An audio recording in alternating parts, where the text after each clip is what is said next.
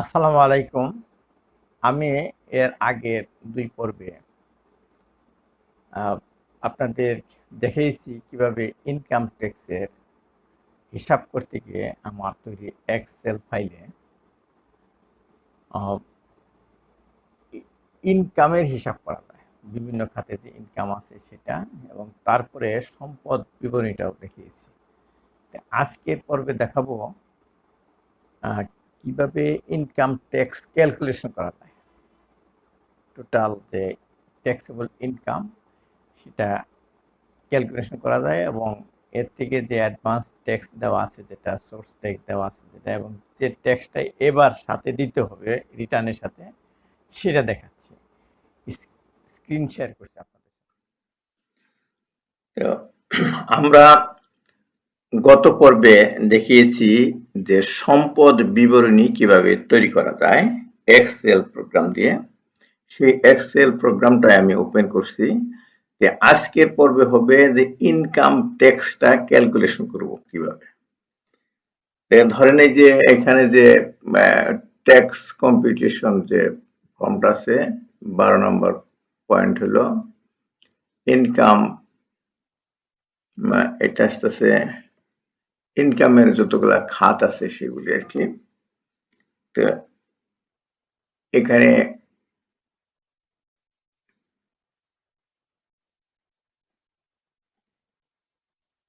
Statement of income and tax, এটা এখান থেকে শুরু হচ্ছে।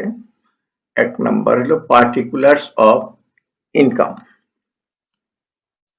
1 নাম্বারে আছে যে ইনকাম ফ্রম এমপ্লয়মেন্ট, যে তিনি যে চাকরি করেন তিনি সেই চাকরি থেকে কত টাকা ইনকাম করেন, ট্যাক্সেবল ইনকাম যেটাকে বলে সেটা। এই যে শিডিউল 1 থেকে আনা হয়েছে, দেখেন এটা আমি এখানে সমান চিহ্ন দিলাম।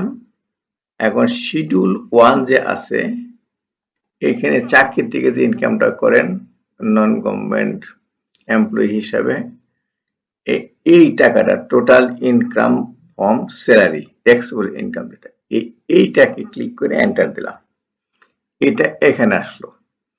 তারপরে এগুলি ইনকাম ফ্রম এগ্রিকালচার এগুলি তার নাই। তিনি ইনকাম করেন ব্যাংক ইন্টারেস্ট থেকে, মানে ব্যাংকে যে টাকা রাখছেন সেখান থেকে। তাহলে এইখানে সেটা বসবে, সেটা ব্যাংক ইনকামের যে B6 সেল আছে ওখান থেকে নেব। তাহলে সমান এই যে ব্যাংক ইনকামের বি লাইনের এই 6টা যে টোটাল প্রফিট, মানে ব্যাংক থেকে যে প্রফিটটা পান বা ইন্টারেস্ট পান সেটাই হলো তার ব্যাংকের ইনকাম। এন্টার দিলাম, এটা এখানে আসলো এই ব্যাংকের ইনকামটা। আর 7 নম্বরে আছে ইনকাম ফ্রম আদার সোর্স, যেমন রয়্যালটি, লাইসেন্স ফিস, অনারিয়াম, গভর্নমেন্ট ইনসেন্টিভ, এইগুলি। তিনি অনারিয়াম পান, তিনি একটা প্রাইভেট ফার্মে কাজ করেন, তিনি ওখান থেকে অনারিয়াম পান, 6 লাখ টাকা পেয়েছেন। 6 লাখ টাকা এখানে লিখলাম। তাহলে তার ইনকাম হলো, মানে ট্যাক্স কিন্তু দিতে হয় ইনকামের উপরে, সম্পদের উপরে না। অনেকে এই জিনিসটা বুঝতে না, আমার তো কোনো সম্পদ নাই, আমি ইনকাম ট্যাক্স দেবো কেন? ইনকামের উপরে ট্যাক্স দিতে হবে। ইনকাম হচ্ছে তিনি বেতন পান এত টাকা, ট্যাক্সেবল ইনকাম। তিনি ব্যাংক থেকে যে সুদ পান এটারও ইনকাম ট্যাক্স দিতে হবে। আর তিনি অনারিয়াম পেয়েছেন, এইটা এখান থেকে ইনকাম ট্যাক্স দিতে হবে। তাহলে এইখানে 11 নম্বর পজিশনে টোটাল ইনকাম যেটা, সেটা হলো এই 1 থেকে 10 পর্যন্ত যা আছে সবগুলা যোগ করতে হবে। এখানে আমি তাই যোগ করছি, এই তিনটা, এইটা যোগ করছি। তাহলে এইটার উপরে আমাকে ট্যাক্স দিতে হবে। এখন ট্যাক্স কম্পিটিশন বা ট্যাক্স আমি ক্যালকুলেশন কিভাবে করব সেটা। Gross tax on taxable income, এই ট্যাক্সটা ক্যালকুলেশন করার জন্য আমাকে যেতে হবে এই ট্যাক্স ক্যালকুলেশন নামে একটা শীট আছে, সেখানে ট্যাক্স ক্যালকুলেশন, এই যে ট্যাক্স ক্যালকুলেশন, এখানে দেখেন যে ট্যাক্স ক্যালকুলেশন এই শীট আছে টোটাল ট্যাক্সেবল ইনকাম। এইটা আসছে কোথা থেকে? Income tax and income and ট্যাক্সের সি 13 নম্বর সমান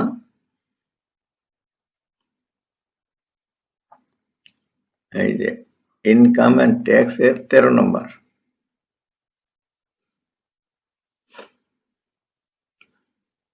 এই যেটা টোটাল ইনকাম একটু আগে যে বললাম সেটা টোটাল ইনকাম, এটার উপর তার ট্যাক্স দিতে হবে। এখানে নিয়ে আসলাম। এখন ট্যাক্স ক্যালকুলেশন করতেছি। ট্যাক্স ক্যালকুলেশন করতে গেলে যেমন এখানে লিখলাম আমি ফার্স্ট 3,50,000 তিনি পুরুষ,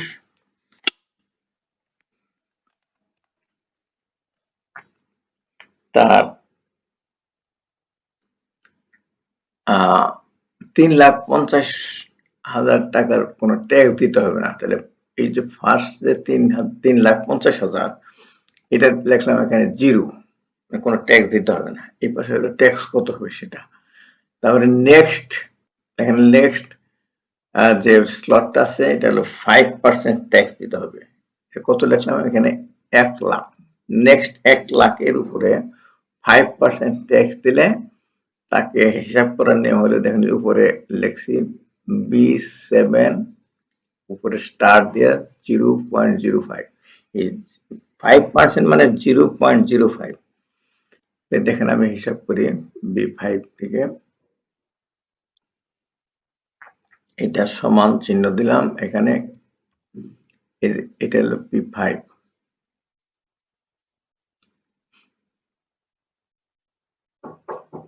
এটা এইখানে ক্লিক করলাম, এটা ইনটু,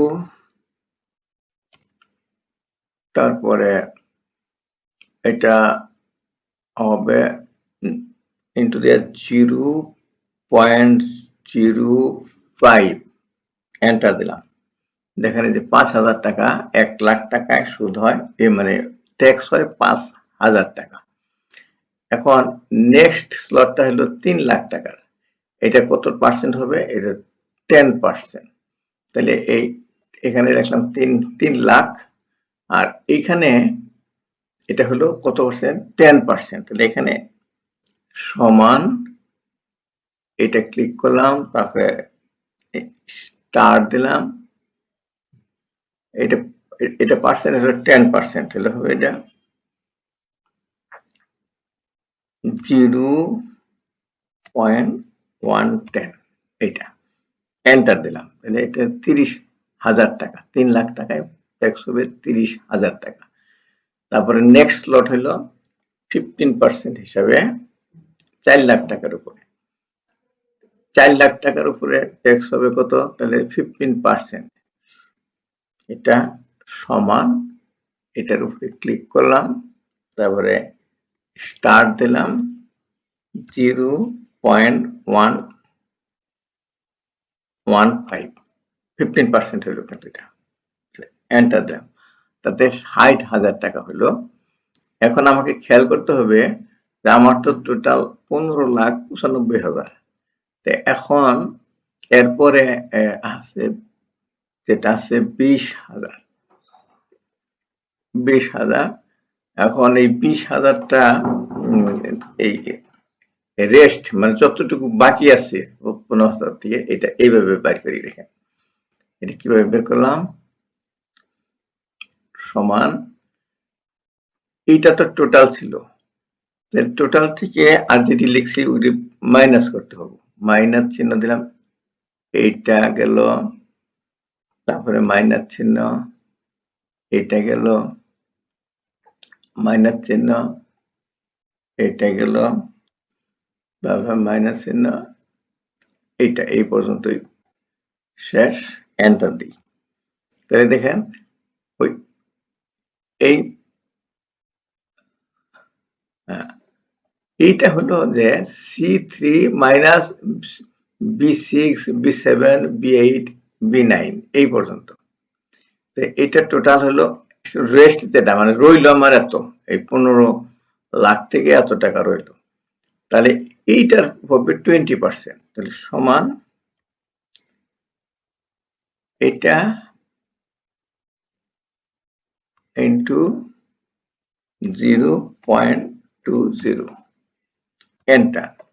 তাহলে 89,000 টাকা এটার ট্যাক্স, এই 4 লাখ টাকা এত টাকা। এখন আমি এটা টোটাল যোগ করি, যোগ করলে তাই হয়। দেখেন এই যে এখানে ক্লিক করে এই যে সামেশনে, অটো সামেশনে ক্লিক করলে যেগুলো যোগফল এন্টার দিলে সেই 15 লাখ টাকাই হলো। আর এটাও হলো যে উপরে যে কয়টা আছে যোগ করলে যা হয় এই সামেশন, এই দেখেন। তাহলে তার 1,84,000 টাকা তার টোটাল ট্যাক্স হলো, ট্যাক্সেবল ইনকাম থেকে। এখন আমি কিন্তু এটা নিয়ে যাচ্ছি এখানে ইনকাম ট্যাক্স, এই যে 1,84,000 এইভাবে নিতে হবে, সমান ট্যাক্স ক্যালকুলেশনে চলে যাই, এই যে এটা তারপরে ট্যাক্স রিবেট পাওয়া যাবে কত, রিবেট পান নাই সেটা এখানে 0 লেখা হয়েছে। আর নেট ট্যাক্স আফটার রিবেট ওই 0 বাদ দিলে যা হয় এটাই হলো। তারপরে ট্যাক্স পেয়েবল হলো নেট, এটা লাগবে না। ট্যাক্স পেয়েবল মানে উপরে যেটা আছে ওইটাই হলো। তাহলে এখন টোটাল অ্যামাউন্ট পেয়েবল মানে মাঝখানে কিছু নাই, এই উপরে যেটা আছে এই টাকাটাই তাকে ট্যাক্স দিতে হবে। তাহলে এখন ট্যাক্স দিতে তো হবে, কিন্তু এর মধ্যে দেওয়া হয়ে থাকে তাহলে তো সেটাও দিতে হবে না। সেটা হচ্ছে গিয়ে tax deducted and collected at source tax, যেটাকে আমরা সোর্স ট্যাক্স বলি। এই সোর্স ট্যাক্সটা হলো সোর্স ট্যাক্স B3, এটা এখান থেকে আনা হয়েছে সোর্স ট্যাক্স B3। তাহলে এখানে কোথায় সোর্স, এই যে সোর্স ট্যাক্স B3, এটা হলো সোর্স ট্যাক্স। ব্যাংকে সোর্স ট্যাক্স নিছে, তারপরে স্যালারিতেও সোর্স ট্যাক্স নিছে, এই দুইটা মিলা টোটাল সোর্স ট্যাক্স। তাহলে এইটা দেওয়া হয়ে গেছে, 98,000 টাকা ট্যাক্স দেওয়া হয়ে গেছে সোর্স ট্যাক্স হিসাবে। তিনি অ্যাডভান্স ট্যাক্স দিচ্ছেন 25,000 টাকা, তার যে গাড়ি আছে যে ওই গাড়ির ট্যাক্স দিচ্ছে আর কি সেটা, এছাড়া নাই। তাহলে tax paid with this return, তাহলে এখন হবে এইটা। তাহলে এটা দেওয়া হয়েছে, এটা দেওয়া হয়েছে, এইটা দেয়া, তাহলে এইবার কত দিতে হবে, তাহলে কত বাকি রইল সেটা হিসাব করলাম। দেখেন ওই এইভাবে ট্যাক্স এইটা দেওয়া হয়েছে প্লাস এটাও দেওয়া হয়েছে, তাই না? এখন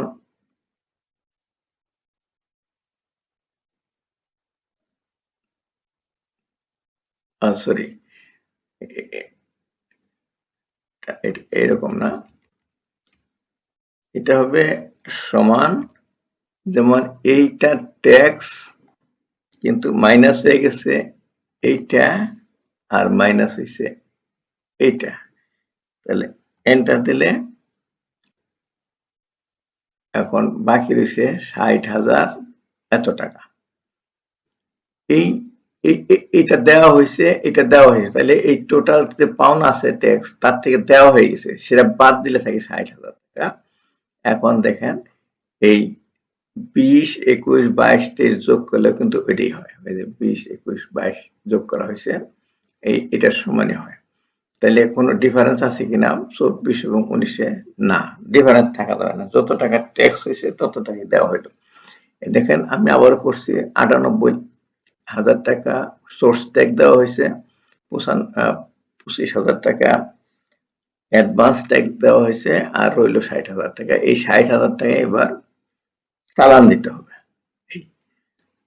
শেষে একটা ঘর আছে tax exempted tax free income, কত এটা একটা ঘর আছে লিখে দিতে হয়। এটা কোথা থেকে আসছে দেখাচ্ছি, যে অ্যাসেটের C4 এবং অ্যাসেটের C5 সমান, গত পর্বে যে অ্যাসেট দেখেছিলাম এই যে C4, এইটা এই যে ট্যাক্স এক্সেম্পটেড এবং পেনশন থেকে যে টাকাটা পাইছেন এই দুটো এক্সেম্পটেড। তাহলে এটা প্লাস এটা এন্টার দিলাম, তাহলে 8,12,000 টাকা তার এক্সেম্পটেড।